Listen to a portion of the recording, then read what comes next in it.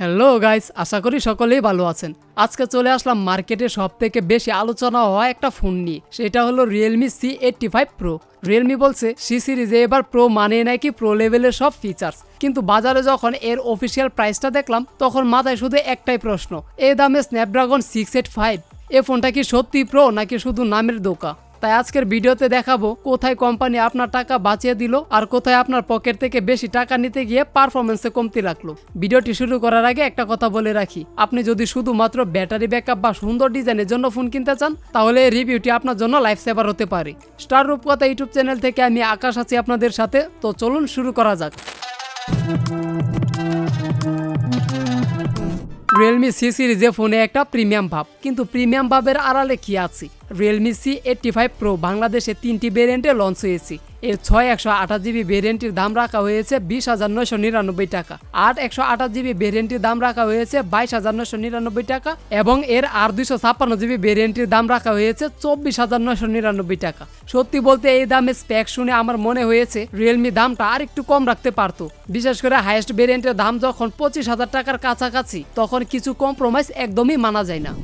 Realme C85 Pro এর ডিজাইনটা কিন্তু বেশ সলিড, দেখতে কিছুটা বক্সি শেপের, কর্নারগুলো ফ্ল্যাগশিপের মতো রাউন্ডেড যা হাতে নিলে একটা গ্রিপ দেবে। আবার কালারগুলো বেশ আকর্ষণীয়, যেমন প্যারট পার্পল এবং পিকক গ্রিন। তবে ফোনটা হাতে নিলে কিছুটা চৌড়া এবং 205 গ্রাম ওজনের হয় কিছুটা ভারী মনে হতে পারে। আমার মনে হয় অনেকের এক হাতে অপারেটেড করতে গেলে কিছুটা কষ্ট হবে। ফ্রেম এবং বডি ফ্রেম এ দুটোই প্লাস্টিকের তৈরি, যা এ দামে স্বাভাবিক। তবে ব্যাক প্যানেলটা ফ্রস্টেড ফিনিশিং এর কারণে ফিঙ্গারপ্রিন্ট খুব একটা বোঝা যায় না। ভাই, এই সেগমেন্টের ফোনে আমরা যা কোনোদিনও ভাবিনি সেটাই Realme করে দেখিয়েছি। এই ফোনে রয়েছে IP68, IP69K রেটিং। হ্যাঁ, ঠিকই শুনেছেন, IP69K। এটি সাধারণত IP68 এর থেকেও শক্তিশালী। এর মানে হলো উচ্চ চাপযুক্ত জল, ধুলো, এমনকি এটিকে যদি আপনি 6 মিটার পানির নিচে রেখে দেন তাহলে ফোনটির কিছু হবে না, যার নিঃসন্দেহে ফোনটির একটি প্লাস পয়েন্ট। ব্যাক প্যানেলে মেন ক্যামেরা সেন্সর একটি হলো ডিজাইনের জন্য 2 বা 3টির মতো লাগে, যার মধ্যে একটি হলো ফ্যাক ডেকোরেশন বা ফ্লিকার সেন্সর, যা সত্যি বলতে অপ্রয়োজনীয়।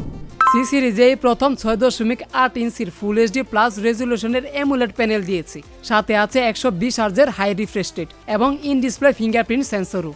ডিসপ্লেটি AMOLED হওয়ার কারণে কালারগুলো খুবই পাঞ্চি, ভাইব্রেন্ট এবং কন্ট্রাস্টি দেখায়। যারা নেটফ্লিক্স বা ইউটিউবে কন্টেন্ট দেখেন তাদের জন্য ভিউইং এক্সপিরিয়েন্স হবে খুব দারুণ।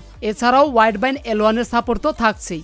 Realme দাবি করছে ডিসপ্লেটি 4000 নিটস পর্যন্ত পিক ব্রাইটনেস দিতে সক্ষম। এ বাজেটে এটা বিশাল বড় একটা ক্লেম। যদিও সাধারণ ব্যবহারে এত ব্রাইটনেসের প্রয়োজন হয় না, তবে ডিরেক্ট সানলাইটে ভিজিবিলিটি নিয়ে আপনাকে কোনো চিন্তা করতে হবে না। যদিও রেজুলেশন ফুল এইচডি প্লাস বলা হচ্ছে, কিন্তু 380 ppi হওয়ায় ডিসপ্লেতে কিছুটা শার্পনেসের অভাব মনে হতে পারে, অনেকটা এইচডি প্লাস রেজুলেশনের মতো আর কি। কিন্তু সাধারণ দূরত্ব দেখলে আপনি মুগ্ধ হবেন, এতে কোনো সন্দেহ নেই। এই ফোনটি সব থেকে বড় দুর্বলতা হলো এর চিপসেট। এখানে ব্যবহার করা হয়েছে কোয়ালকমের স্ন্যাপড্রাগন 685 প্রসেসর, যা 4 ন্যানোমিটারের একটি 4G চিপসেট। ভাই, 2025 সালে এসে বিশেষ করে 20,000 টাকার উপরে স্ন্যাপড্রাগন 685 দেওয়াটা সত্যি হতাশাজনক। এটি একটি পুরনো এবং অপেক্ষাকৃত দুর্বল চিপ। এ দামে এখন মার্কেটে ডায়মন্ডসিটি 6300 যা 5G চিপসেট অথবা মিডিয়াটেকের আরও শক্তিশালী 4G গেমিং চিপসেট পাওয়া যায়। যাই হোক, কি আর বলবো, অন্তত স্কোর মাত্র 4.5 লাখের কাছাকাছি, যা এই প্রাইস সেগমেন্টের অন্যান্য ফোনের চেয়ে কম।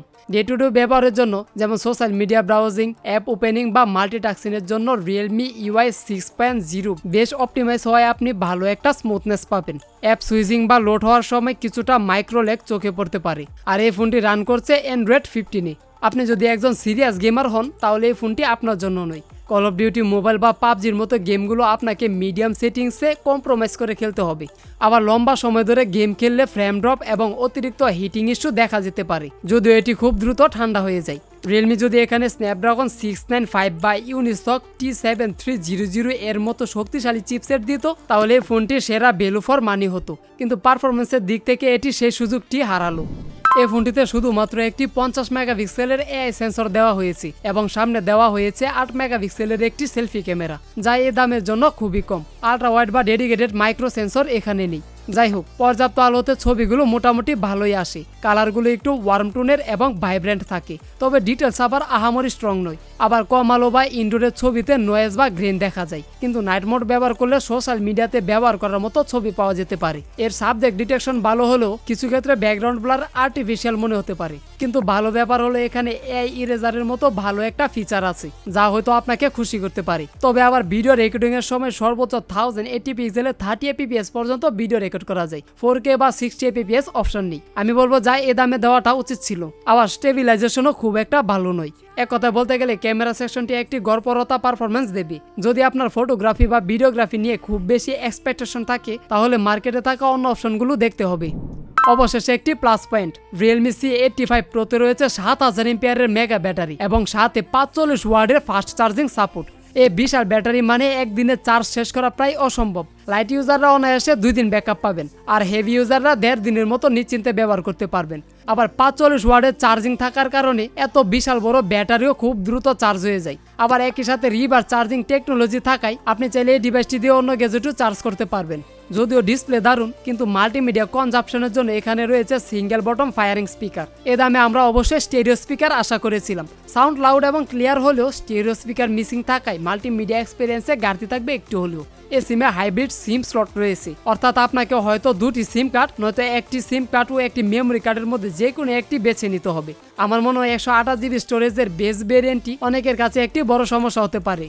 তো ভাই ব্রাদার, এখন চূড়ান্ত সিদ্ধান্ত দেওয়ার পালা। চলুন এক নজরে ফোনটির ভালো মন্দ খুঁটিনাটি দেখে নিই। প্রথমে দেখি কোথায় টাকা যাচ্ছে, অর্থাৎ ভালো দিক। এতে পাচ্ছেন 7000 এমপিআরের ব্যাটারি ও 45 ওয়াটের চার্জিং সিস্টেম, যা নিঃসন্দেহে ফোনটির সেরা দিক। আবার পাচ্ছেন IP68-69K রেটিং, যা বর্তমান মার্কেটে প্রায় আনবিটেবল। আবার পাচ্ছেন 120 হার্জের AMOLED প্যানেল, যা সি সিরিজে প্রথম ব্যবহার করা হয়েছে। আবার সব থেকে ভালো দিক হলো এই ফোনটা দেখতে সত্যি প্রিমিয়াম লাগে। তো এখন চলুন দেখি এই বিশাল বাজেটে কোথায় কম্প্রোমাইজ করতে হবে, অর্থাৎ মন্দ দিকগুলো। প্রথমে বলবো স্ন্যাপড্রাগন 685 প্রসেসর, যা 25 সালের জন্য দুর্বল ও 4G চিপসেট। এরপর বলবো ক্যামেরা সেটআপ, শুধু একটা সিঙ্গেল শুটার, তারপর আবার নেই আল্ট্রা ওয়াইড শুটার। আবার ভিডিও কোয়ালিটি 1080 পিক্সেলে 30 fps এর সীমাবদ্ধ। আবার অডিওর বেলায় সিঙ্গেল স্পিকার। সবশেষে কম্প্রোমাইজ করতে হবে হাইব্রিড সিম স্লটের ব্যাপারটা। এই দীর্ঘ আলোচনা শেষে আমি বলবো, আপনি যদি এমন একজন ইউজার হন যিনি গেমিং বা ক্যামেরা নিয়ে মাথা কামান না, কিন্তু দীর্ঘদিন ব্যাটারি ব্যাকআপ, খুব ভালো ডিসপ্লেতে কন্টেন্ট দেখা এবং ফোনটিকে রাফ ইউজে জল ও ধুলো থেকে সুরক্ষিত রাখা আপনার প্রধান প্রায়োরিটি, তাহলে এই ফোনটি আপনার জন্য বেস্ট অপশন। বিশেষ করে আপনি যদি IP69K রেটিং চান। কিন্তু আপনি যদি একজন সিরিয়াস গেমার হন বা শক্তিশালী মাল্টিটাস্কিং প্রসেসর চান অথবা ক্যামেরা দিয়ে 4K তে ভিডিও রেকর্ড করতে চান, তাহলে এই ফোনটি আপনার জন্য নয়। এ দামে বাজারে এর থেকেও শক্তিশালী প্রসেসর ও ক্যামেরা সেটআপের ফোন আছে, আপনি চাইলে সেগুলোকে দেখে আসতে পারেন।